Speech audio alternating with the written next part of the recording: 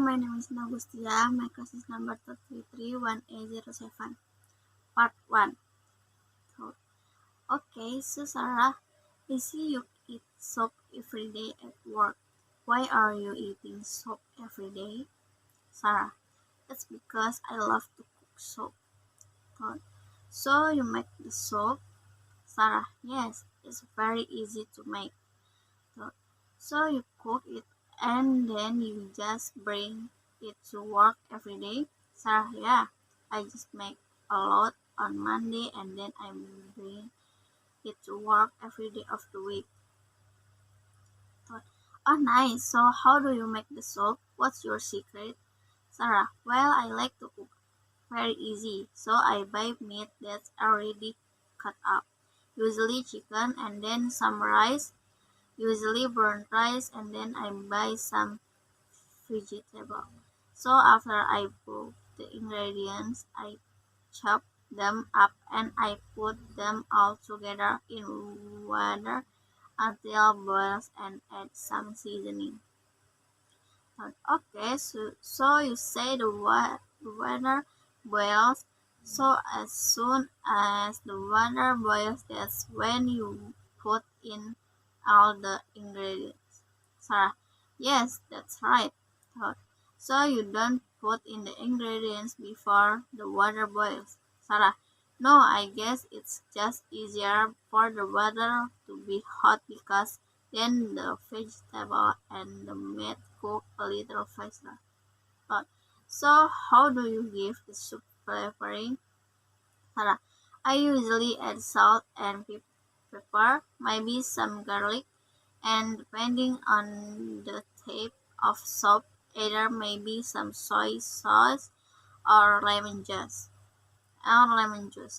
But okay, do you put in the flavoring after you put in the ingredients or before you put in the ingredients? Sarah, maybe after, but usually right about out at the same time. But okay, Sarah, so I just put everything in at one time. Thought. And then after you cook the soup, do you put the soup in the refrigerator? Do you let it sit outside?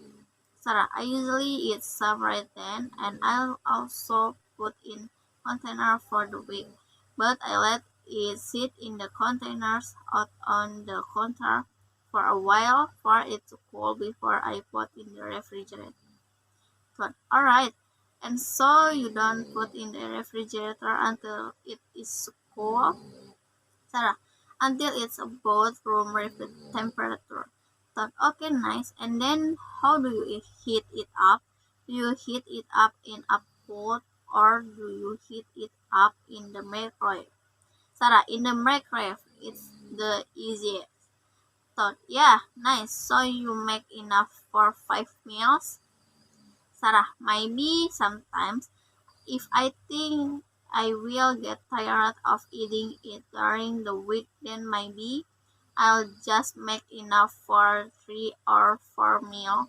But if it's something that I think is really delicious and I know I want to eat it every day, then I'll make a lot. Thought, well, if that happens when you make the soup, you can make it for 6 or 7 and give me a bowl. Sarah, okay, I'll do that next time. Thought, oh, great, like, thanks. Part 2. Number 1. When is Steph going out with Jennifer? Answer. On Saturday, next Steph asks Jennifer out on a date. Number 2. Where is the movie theater?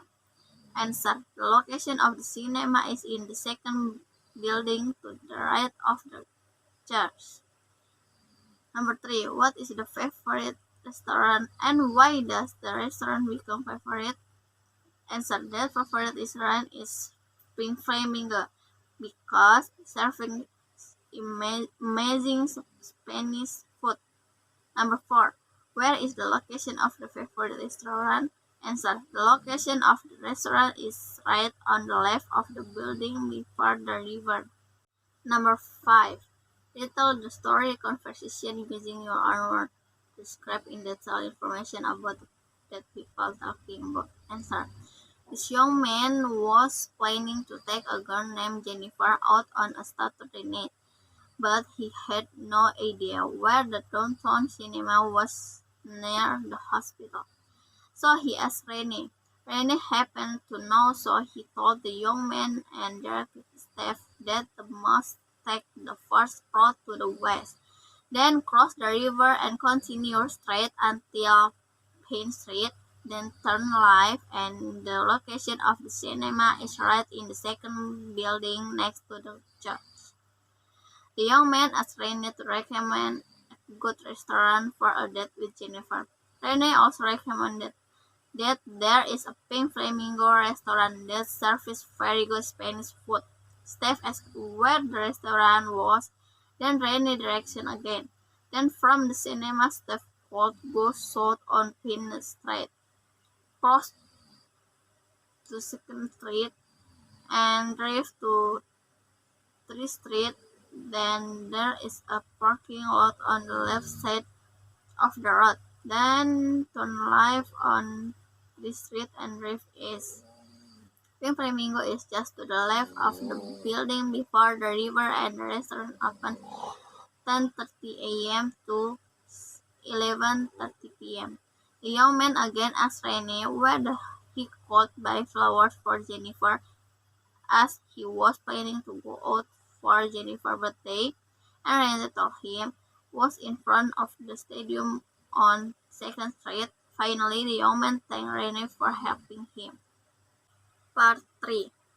One day a poor dog with a sad expression was running down the street, and he met a sparrow. The sparrow asked why the dog was sad, and the dog replied that he was very hungry and he had nothing to eat.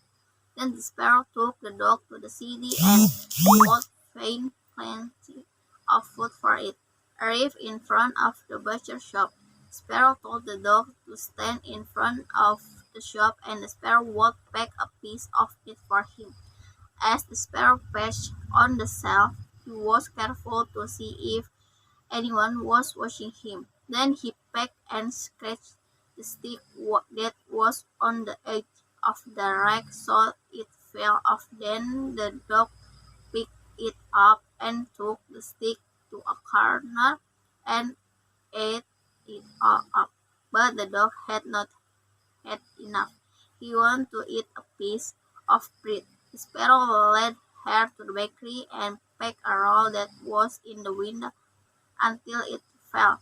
But the dog was still not quite satisfied. Finally, the sparrow took him again to the next shop and picked some more food for him. After the dog was satisfied, the sparrow asked to go to the road because the weather was warm. They had not gone far. The dog felt sleepy and finally lay down on the road, while the sparrow perched on the bushes. When the dog was fast asleep, there was a cart driver and laden with 2 barrels of wine pulled by his 3 horses.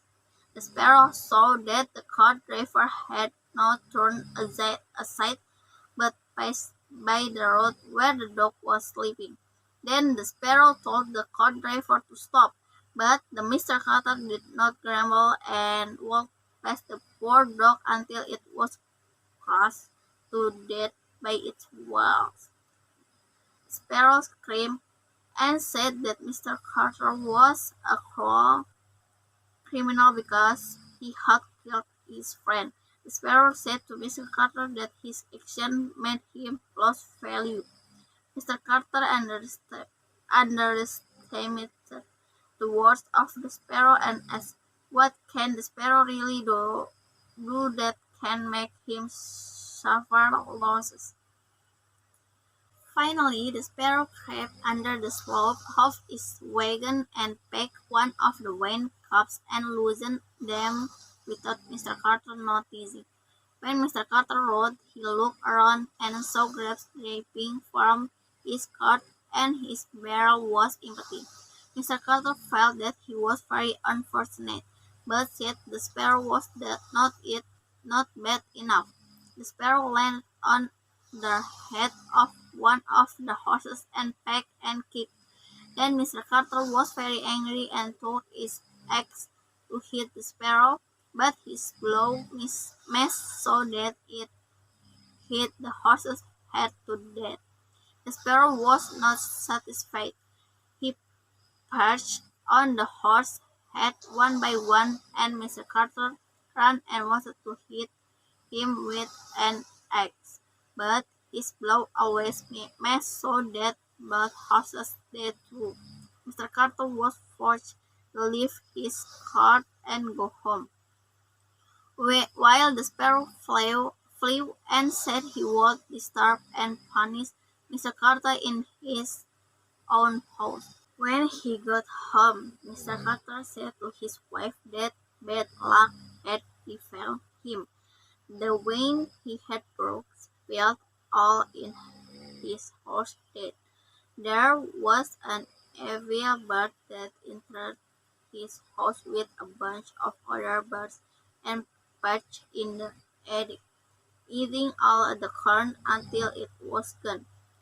Her husband checked up that there really were thousands of birds and saw that all of his corn was almost gone. Mr. Carter felt very unlucky, but the sparrow said that the cruelty he had committed would take his life. Mr. Carter went to the kitchen feeling annoyed and still nothing regretting what he had done. He saw a sparrow sitting outside the window and screaming that his cruelty would cost him his life. Mr. Carter was very angry. He took his axe and aimed it at the sparrow, but it didn't hit him.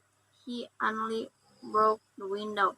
The sparrow came in and perched on a chair by the window. Mr. Carter went mad with rage. He smashed the chair into two.